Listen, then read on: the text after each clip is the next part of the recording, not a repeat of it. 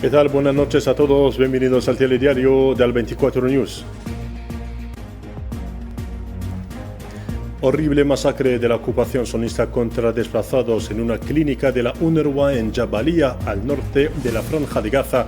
Argelia solicita una reunión urgente del Consejo de Seguridad sobre la situación en Palestina. El Kremlin anuncia posible envío de un emisario ruso a Washington esta semana para tratar cuestiones bilaterales y buscar las formas de solucionar la guerra en Ucrania.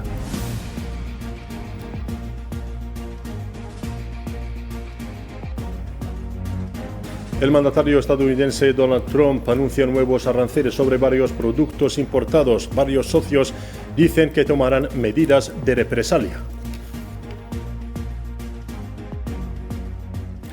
¿Qué tal a todos? Comenzamos con esta trágica noticia en Palestina. Al menos 19 palestinos cayeron en mártires este miércoles por la noche en un balance preliminar tras un bombardeo sionista que tuvo como objetivo la clínica de la UNRWA en el centro del campamento de Jabalia, en el norte de la Franja de Gaza.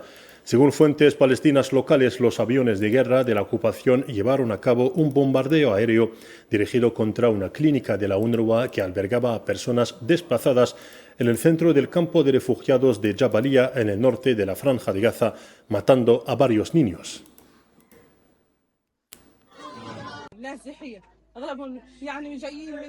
Los desplazados, la mayoría de ellos procedentes de las zonas fronterizas, Beit Hanun, Beit Lahia, estaban aquí sentados bajo la protección de Dios. No hay nada que decirles. Gente normal, mujeres, niños, no tienen nada que ver con las armas, no tienen nada que ver con nada relacionado con los israelíes, ni cometen nada contra los israelíes. Estaban sentados aquí bajo la protección de Dios, durmiendo, sentados aquí, una cocinando en el fuego y otra jugando con su hijo. Están siendo bombardeados. ¿Son estos los objetivos de los israelíes? ¿Es este el banco de objetivos de los israelíes?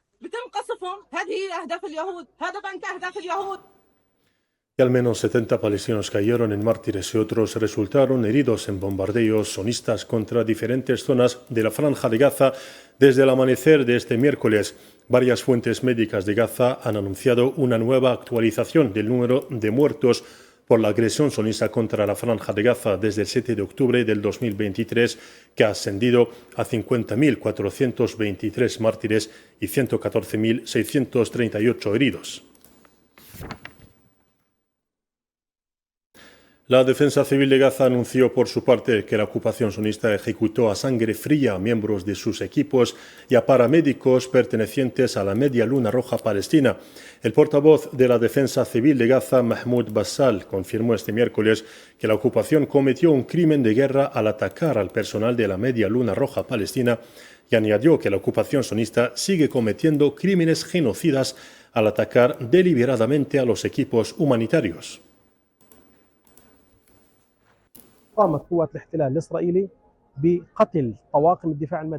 Las fuerzas de ocupación israelí asesinaron al personal de defensa civil y de la Media Luna Roja, cuyo número ha alcanzado 15 mártires, incluido un miembro de la UNRWA que estaba al lado de nuestro personal atacado. Las escenas en esa región fueron muy duras y dolorosas. Vimos a nuestro personal con las manos y los pies atados, desnudos y grandes impactos de balas, todos tirados en una fosa de 3 metros.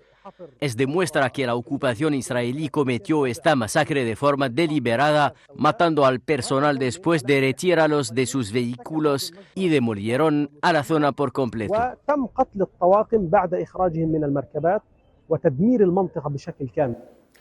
Las fuerzas de ocupación sionistas empezaron a llevar a cabo operaciones terrestres a gran escala en las ciudades y pueblos de Rafah, en el sur de la Franja de Gaza, para preparar el traslado del proceso de asentamientos de Cisjordania a Gaza, proceso que se suma a su serie de crímenes de genocidio y limpieza étnica contra el pueblo palestino desde hace más de 18 meses. Kahina Mansri y estos detalles.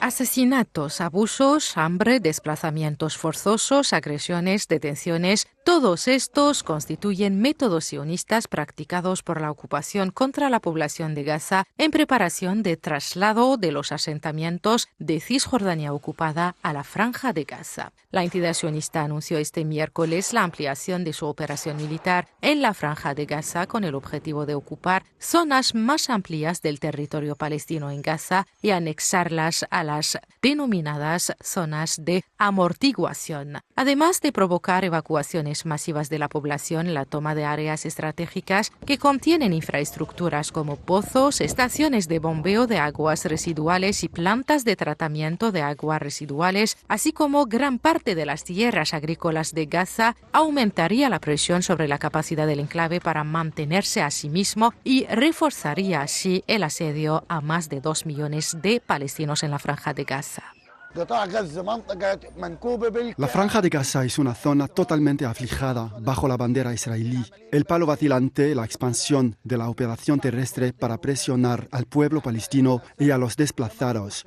Llevamos 1 año y 8 meses bajo el sol abrasador y el frío extremo sufriendo bajo el cielo. Vivimos a la intemperie con misiles lloviendo siempre sobre nosotros, sin distinción entre civiles y militantes. Es una guerra para exterminar totalmente al pueblo palestino. Aunque el arsenal sionista ha destruido todos los elementos de la vida en Gaza, no ha logrado erradicar la idea de resistencia, firmeza y adhesión a la tierra. Parece que Netanyahu no detendrá su guerra contra Gaza hasta que seamos desplazados, pero a pesar del exterminio que nos está ocurriendo y de la extrema angustia, como ciudadano fui desplazado 8 veces. Con la voluntad de Dios nos mantendremos firmes y resistentes en nuestra tierra y no emigraremos. Es cierto que emigramos internamente, desplazamiento interno dentro de la franja, pero dentro de su país uno sigue viendo a sus parientes y familia y si Dios quiere no seremos desplazados externamente y nos mantendremos firmes en nuestra tierra. Las operaciones terrestres en Rafah completan los elementos del genocidio que la ocupación sigue cometiendo contra un pueblo palestino indefenso en medio de la complicidad de un mundo que se limita en el mejor de los casos a declaraciones de condena y denuncia. Y tal como decíamos en portada, Argelia solicitó este miércoles una reunión urgente del Consejo de Seguridad sobre la situación en Palestina. Varias fuentes informaron de que la petición de Argelia se produce a la luz de la grave escalada de la situación en los territorios palestinos ocupados, especialmente la situación en Gaza, después de que las fuerzas de ocupación cometieran una horrible masacre contra trabajadores de emergencia y socorro pertenecientes a la Media Luna Roja Palestina, la Defensa Civil Palestina en las Naciones Unidas.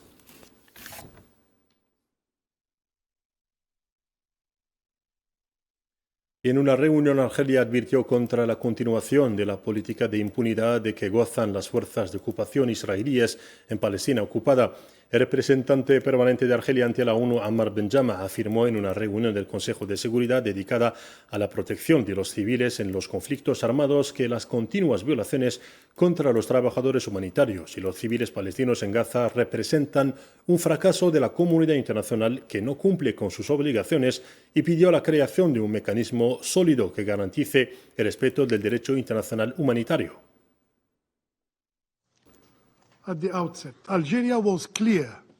Argelia ha sido clara, sin un mecanismo sólido que garantice el respeto del derecho internacional humanitario y ponga fin a la impunidad, todos los esfuerzos humanitarios son vanos. Las continuas violaciones del derecho internacional humanitario, como vemos hoy en Gaza, representan un fracaso colectivo para todos nosotros. La comunidad internacional no está cumpliendo sus compromisos.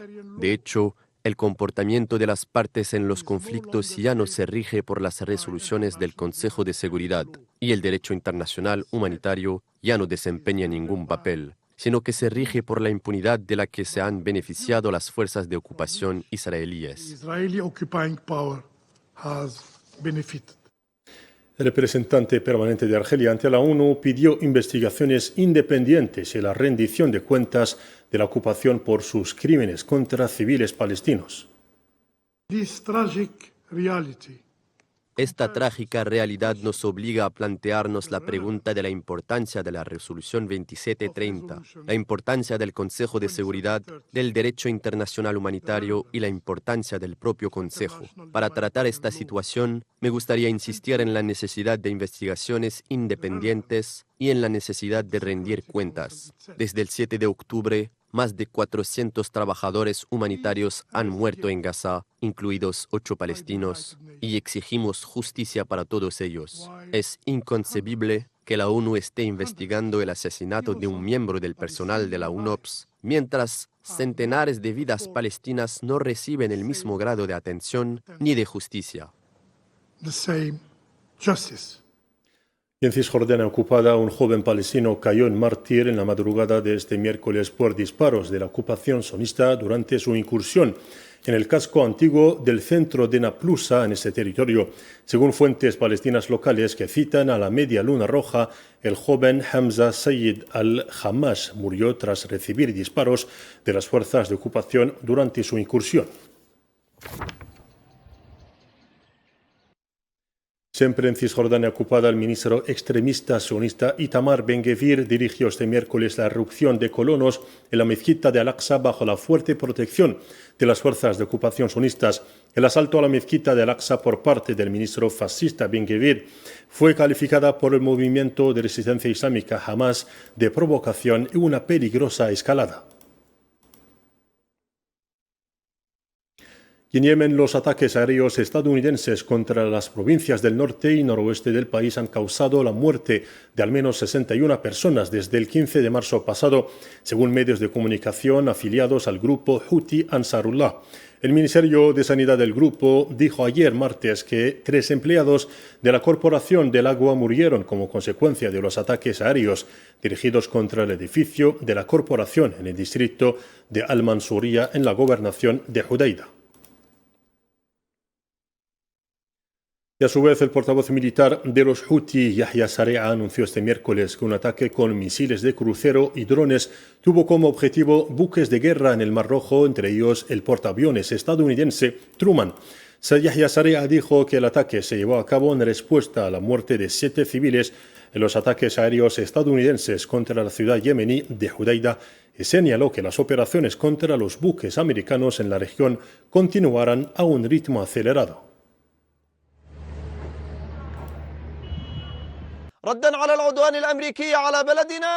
En respuesta a la agresión estadounidense contra nuestro país, las fuerzas marinas, fuerzas de misiles y de drones atacaron a los buques militares hostiles en el Mar Rojo. A su frente, el portaaviones estadounidense Truman, con un gran número de misiles de crucero y drones. Se trata del tercer ataque durante las últimas 24 horas. Las operaciones de las Fuerzas Armadas continúan contra el enemigo estadounidense, apuntando sus aparatos militares en la zona mencionada con una creciente frecuencia.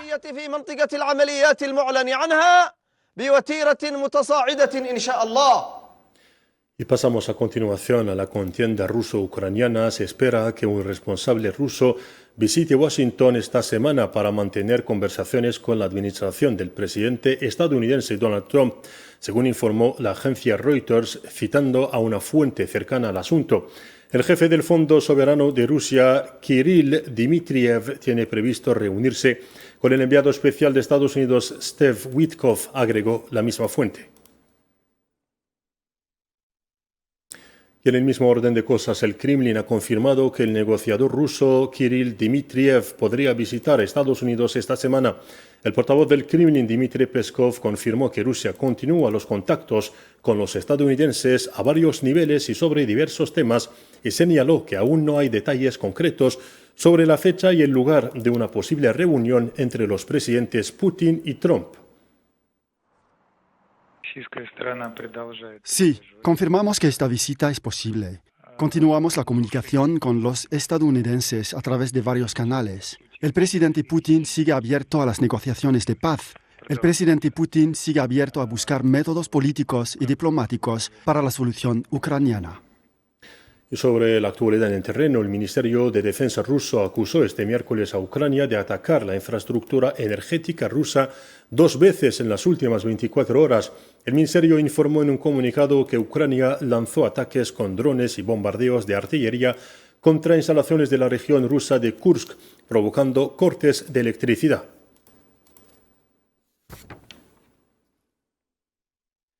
Y por su parte, el presidente ucraniano Volodymyr Zelensky declaró este miércoles que los ataques rusos habían dañado instalaciones energéticas en las regiones ucranianas de Sumy y Dnepropetrovsk.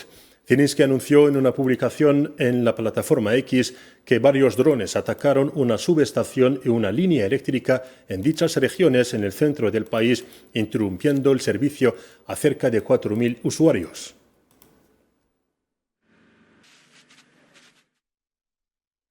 Y pasamos a la crisis de los aranceles en una medida que intensifica la guerra comercial que inició a su regreso a la Casa Blanca el presidente de Estados Unidos, Donald Trump. Ha anunciado este miércoles que impondrá aranceles recíprocos para igualar los impuestos que otros países imponen a productos estadounidenses. En discurso pronunciado en la Casa Blanca, Donald Trump indicó que los aranceles entrarán en vigor de forma inmediata este miércoles, jornada que proclamó como el Día de la Liberación. El mandatario norteamericano también anunció un arancel del 25% para todos los automóviles fabricados en el extranjero.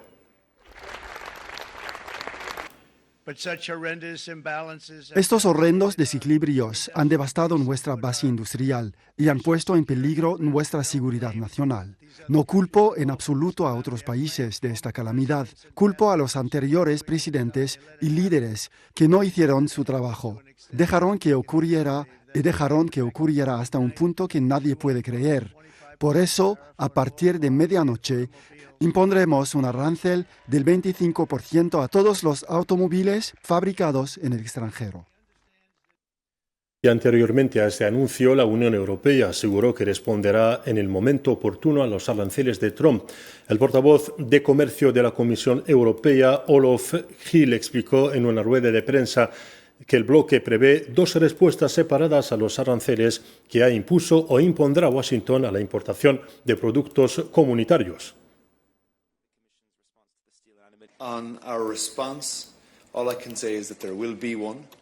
Ahora mismo estamos a la espera y daremos nuestra respuesta formal de la Unión Europea en el momento oportuno. Habrá una primera respuesta a los aranceles sobre el acero y el aluminio por parte de la Unión Europea. Y habrá una segunda respuesta que agrupará todo lo demás. No puedo decir más acerca de cualquiera de las dos. Y del lado de América Latina, la presidenta de México, Claudia Sheinbaum, afirmó este miércoles que su país no planea imponer aranceles a Estados Unidos, añadiendo que anunciará mañana un programa integral, no un ojo por ojo, sobre aranceles. Mañana vamos a anunciar. Es un programa integral lo que vamos a anunciar. No es un asunto de si tú me pones tarifas, yo te pongo tarifas, o aranceles, yo te pongo aranceles. Nuestro interés es el fortalecimiento de la economía mexicana, entre otras de la industria automotriz. Y otro país, el presidente de Chile, Gabriel Boric, acusó a su vez al presidente de Estados Unidos, Donald Trump, de intentar ser un nuevo emperador.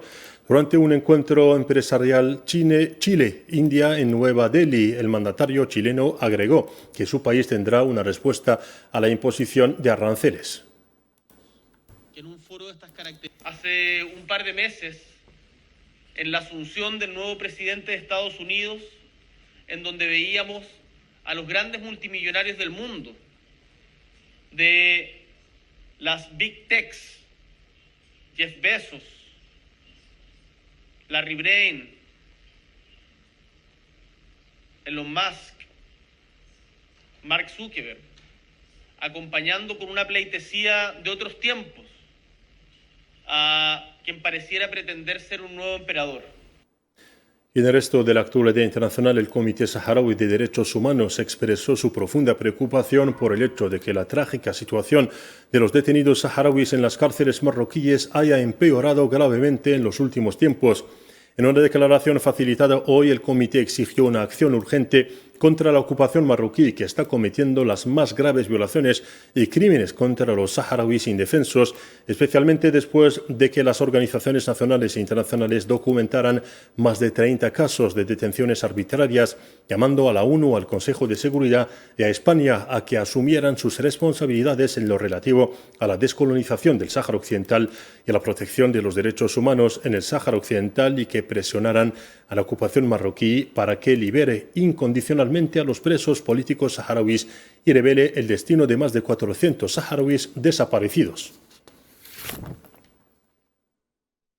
Y siempre en lo que al Sáhara Occidental se refiere, el Ministerio Boliviano de Asuntos Exteriores del país reiteró su firme posición a favor del derecho de autodeterminación y soberanía nacional del pueblo saharaui.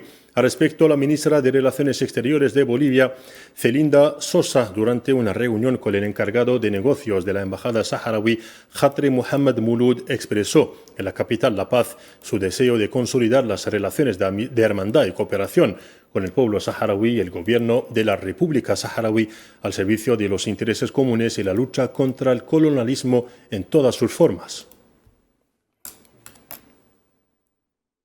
Y en Sudán, la Red de Médicos de Sudán anunció que 12 personas murieron y cientos de mujeres y niños fueron desplazados en un ataque de las fuerzas de apoyo rápido contra la zona de Jor al-Dalib, situada en la región oriental del estado de Kordofán, al sur del país. La misma fuente hizo estado de violentos enfrentamientos con armas pesadas entre las fuerzas de apoyo rápido y el ejército sudanés, que dejaron numerosas víctimas mortales e heridos. Y para terminar, la agencia de noticias Reuters anunció que el gobierno de la República Democrática del Congo y los rebeldes del M23 han acordado reunirse el próximo 9 de abril para mantener conversaciones directas en Qatar. La reunión será la primera sesión de negociaciones directas entre Kinshasa y los rebeldes desde que estos tomaran el control de las dos mayores ciudades del este de la República Democrática del Congo, a saber, la región de Goma y Bakubo, en enero y febrero. Siempre según Reuters, ambas partes acordaron no discutir públicamente el contenido de las conversaciones. Y así ha sido el final de nuestro informativo. Gracias por su atención. Adiós.